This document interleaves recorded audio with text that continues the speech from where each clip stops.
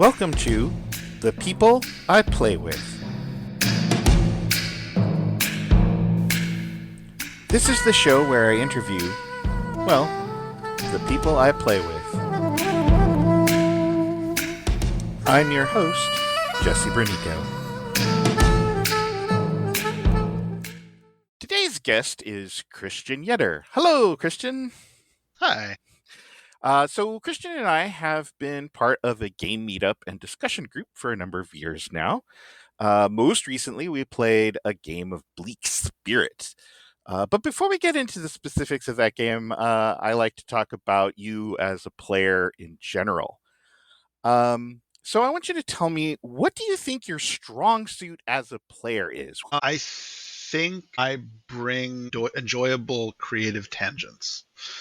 I think that's kind of vague, but I think my happy place is like do a sudden deep dive into one really specific aspect of something.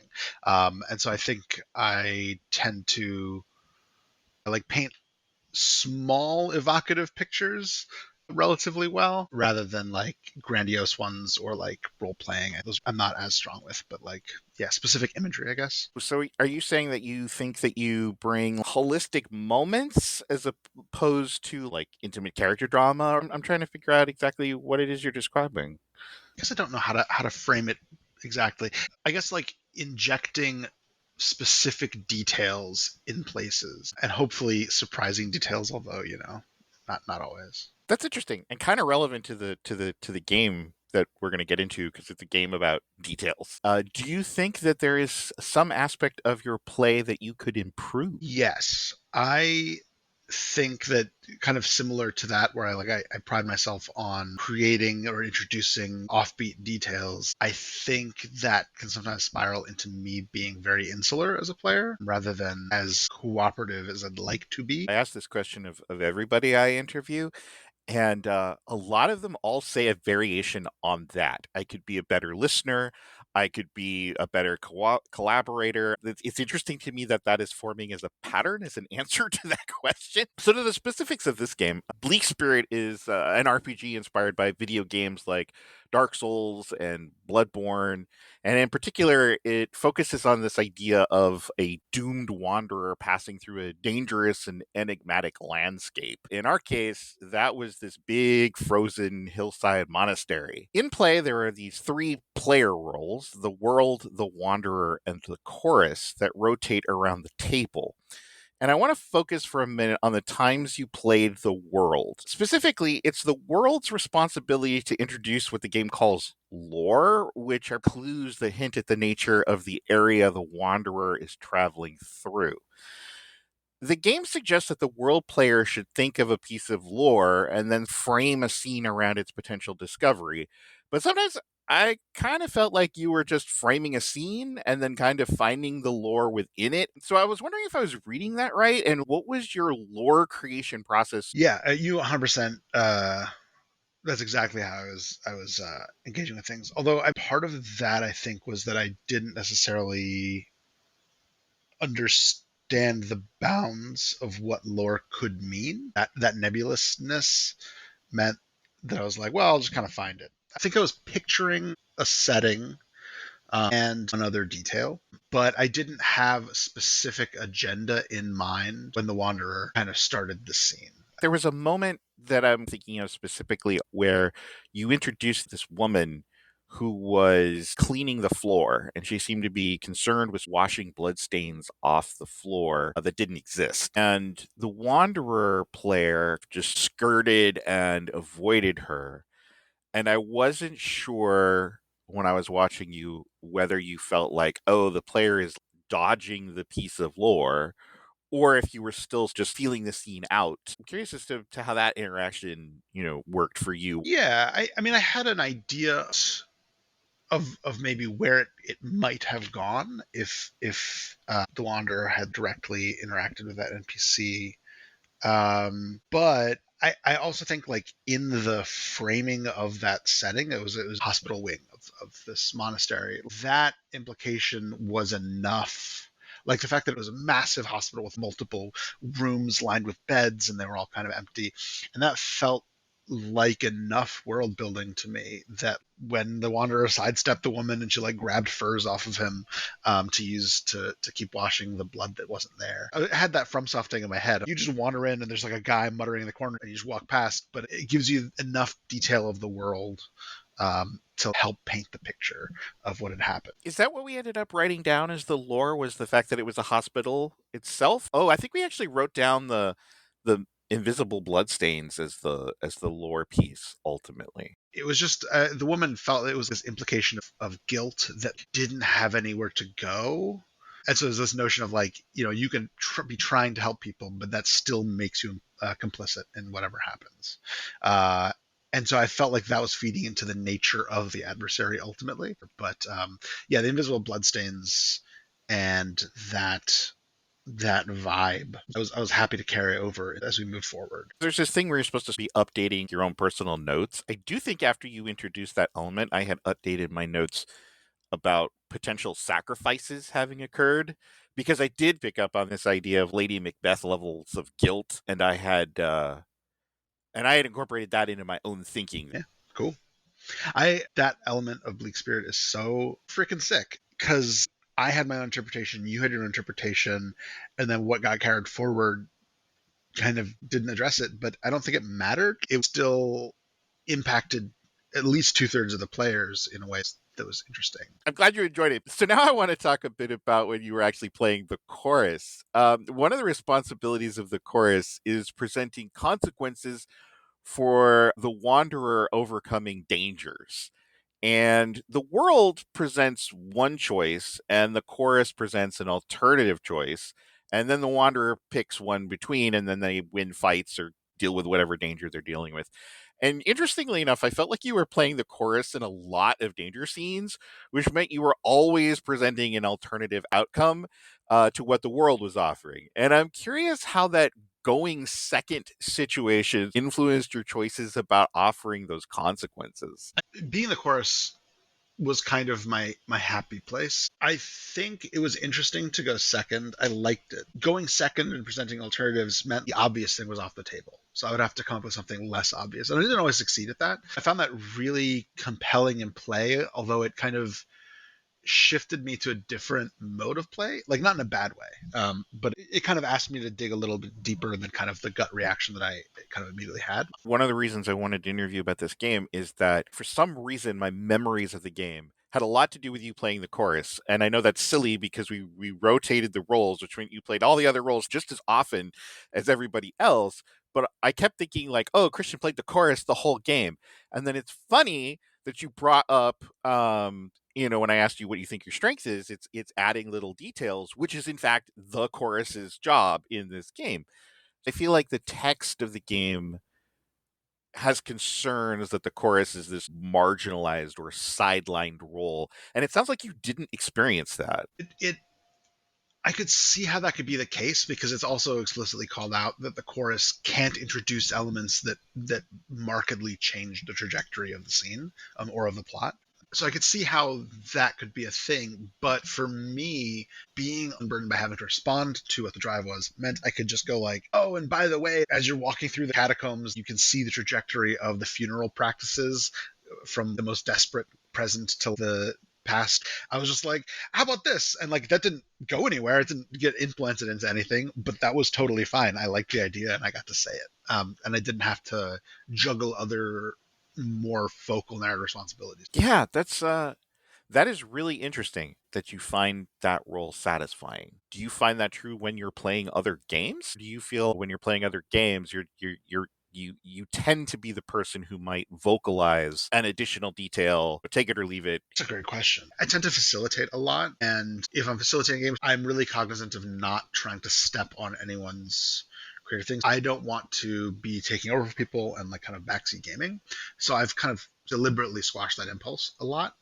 Um, because I don't want to take over. In those cases, I have to figure out a way to be supportive and like help give them juice if they feel like they're floundering a bit without going, do this, it's awesome. I think part of what I really liked about Bleak Spirit is it's anti-conversational in really specific ways. So it's not a consensus creative output. Everyone's going to throw stuff into the pot, and then you get to go fishing for the spoonfuls that you like. You get to put whatever into the pot, and people don't have to align on like, I approve of this message. The chorus also having that hard line distinction, you can't introduce things that are deliberately shifting the narrative or the scene, means that you might do something and then someone goes, oh, sick, and they grab onto it. But I don't have to, out of politeness, worry about changing what the world character or the wanderer character's intentions are. Like, they can allow me to, but I'm unburdened by the politeness responsibility as well, because I'm not going to introduce things that are going to shift things. There was like there's interesting social and narrative walls in place that made it extra fun in this case.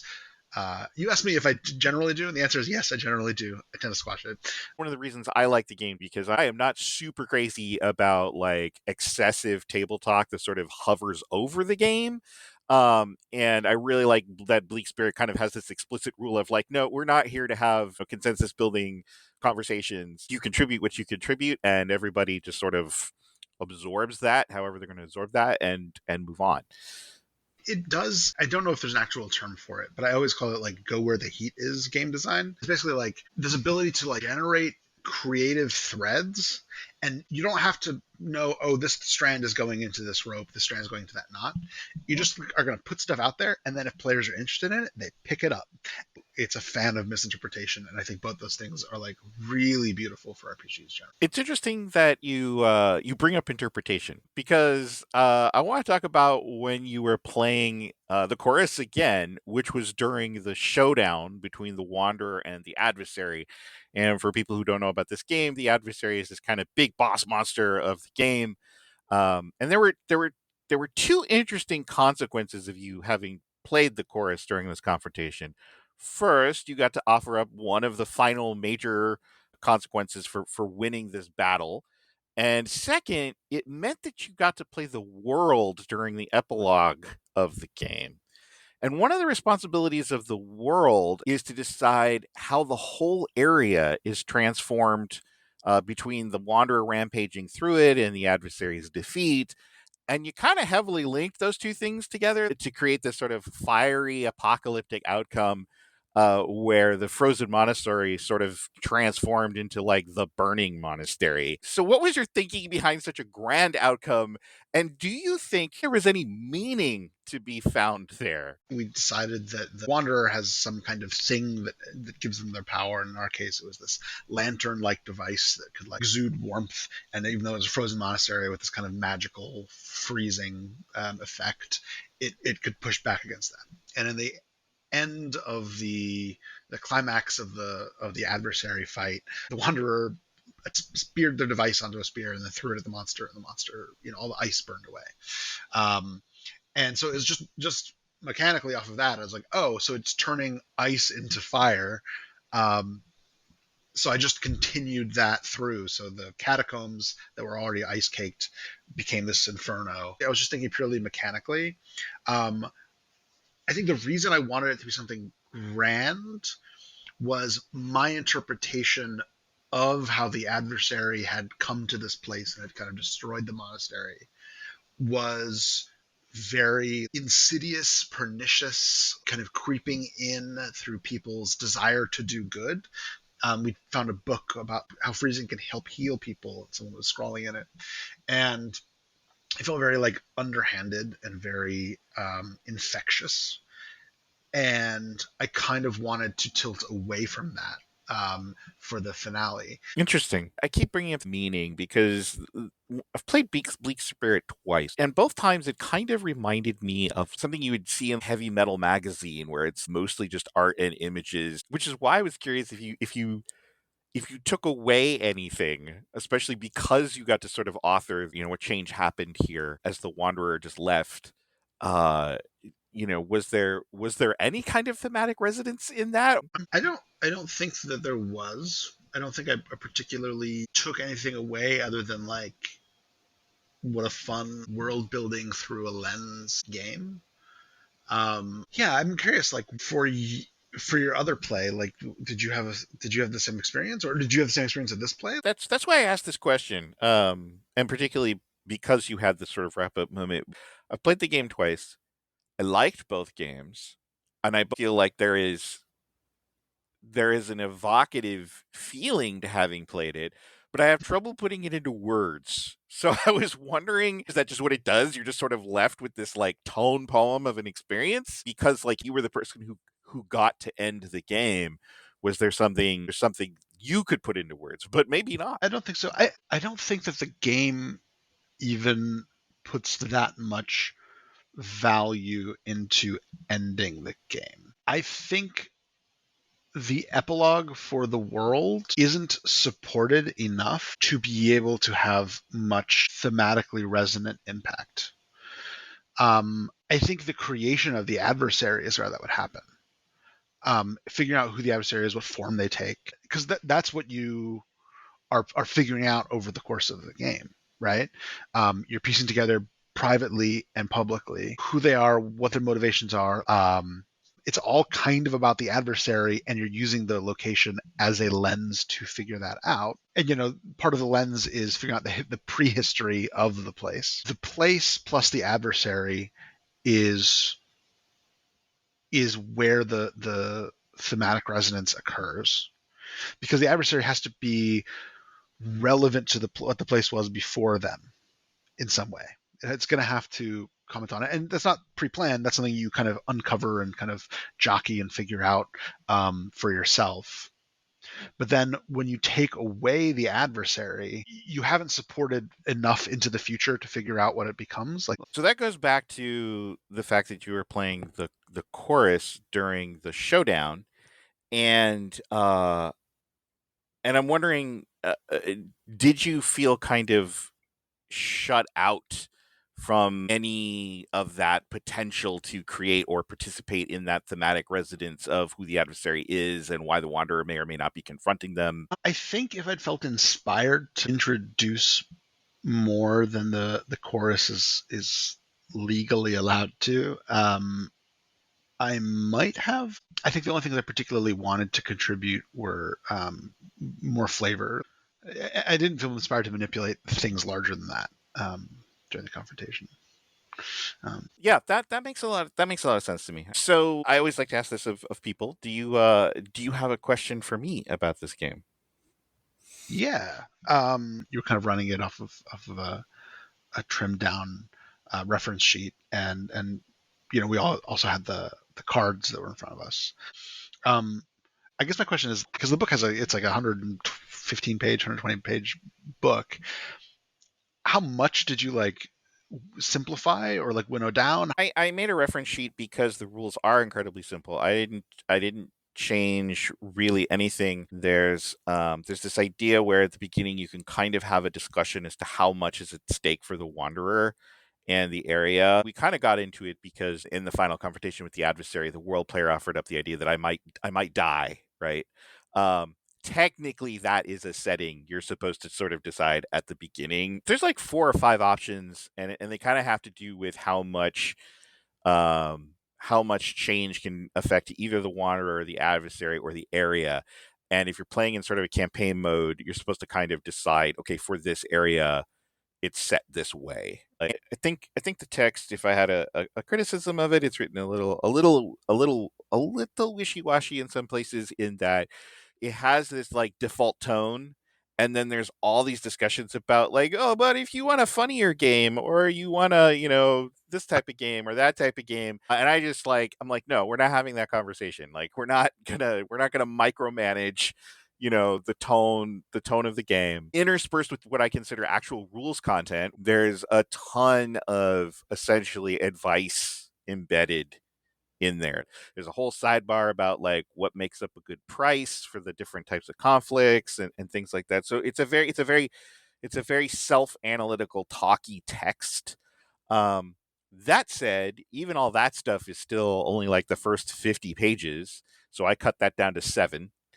um then I think the back half is of the text is a teaching transcript. specifically for new facilitators. I have my own methods of teaching it, so I didn't use the teaching transcript, right? So there's a lot of that in there. Um, so yeah, I find it to be kind of an overwritten text. But in terms of me and what I was doing, I just wanted to play in the default mode with the default settings, and I didn't want to use the teaching transcript because there's all that explanatory text. I didn't want to like get lost if I wanted to look up a rule, which is why I wrote my own rule summary. That's interesting. It's also cool to hear about the teaching text in the back, because that's always something that I really admire. I'm curious about your teaching methodology. Is that like one that you have generally, or did you kind of develop one specifically for this game? Well, that's interesting. You asked that question. There's sort of a teaching methodology I've been trying to work on. Some of it comes out of having taken all those courses that I've occasionally talked about taking, and it's to take a much less explainy approach and much more of a hey, do this without talking too much about why or what your extra options are. Like you noticed when I was playing this game, there's those questions you're supposed to answer for yourself between sessions. I didn't talk about them or even give the questions out until after we had played the first scene. We had played the first scene and then I passed out the cards with the questions and said, "Here, answer these for yourself." I really liked that approach, although, like you said, I didn't create scenes with a piece of lore specifically in mind. So like maybe it impacted my play in that case. I think the problem is that the lore has a chicken and egg problem because on the one hand you kind of need to know what it is because every scene is about that, but where it comes in the process, it's got a weird conceptual loop. Do I explain lore, absence of understanding scenes, or do I try to explain what a scene is and then tell you the purpose of a scene is to generate a piece of lore? I I didn't have a problem with how I set scenes up. I think they work. I think they fulfilled the brief, so maybe it was fine. Like that, I didn't kind of play towards lore specifically. The way the text words it is that the world player is supposed to think of a piece of lore and then construct a scene in which it can be discovered. Um, to circle back to the very first thing I asked you, I think you were doing it this other way, and I think that other way might actually work. I'm just going to set up a scene and then extract lore from it. I wonder if you played it, but like you dictated that everyone do it the way I do. Would it break then? Like, did it only work because it was one out of three scenes were kind of like offbeat and didn't quite work the way the game hoped? I don't know, which is why I asked the question. So just to sort of begin to wrap up a little bit, I always like to ask people, do you have a favorite recent game memory? Just, something that's fun to share and that you were like really jazzed you? I haven't been playing that many RPGs, but 2 weeks ago I played a game called Tidying. You generate stuff at the start of the game that you might have in your house, and then you kind of deal them out and kind of play it on their turn in front of them and describe how it came into the character's life, and then they decide if they want to keep it or not, and they chuck it back to the center of the table if they don't want to keep it around. It's kind of about like fixing your house and getting stuff. I played it in a way that I'd never played it before, where we used the microscope palette system at the start to make a world. So it wasn't just a mundane, people created the most weird, fantastical, like magical realism things. My character had a piano that had a woman living inside. Someone else had a pair of glasses that saw missed opportunities. The world built itself as we were playing these strange items, and it was just like a really fun experience of slowly piecing together a world from a lack of consensus reality. I think the surprising delight was like how weird the objects that people created were at this very start of the game, and then just like uncovering them over the course of it was really fun. Sounds neat. Is there a game you haven't had a chance to play that you really want to? There's this game, maybe you've heard of it. It's called Sorcerer, so that's on my list.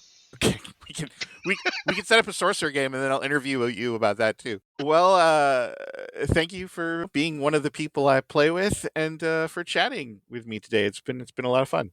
Yeah, man. Thanks for setting this up. This was really fun. Yeah, let's play Sorcerer sometime.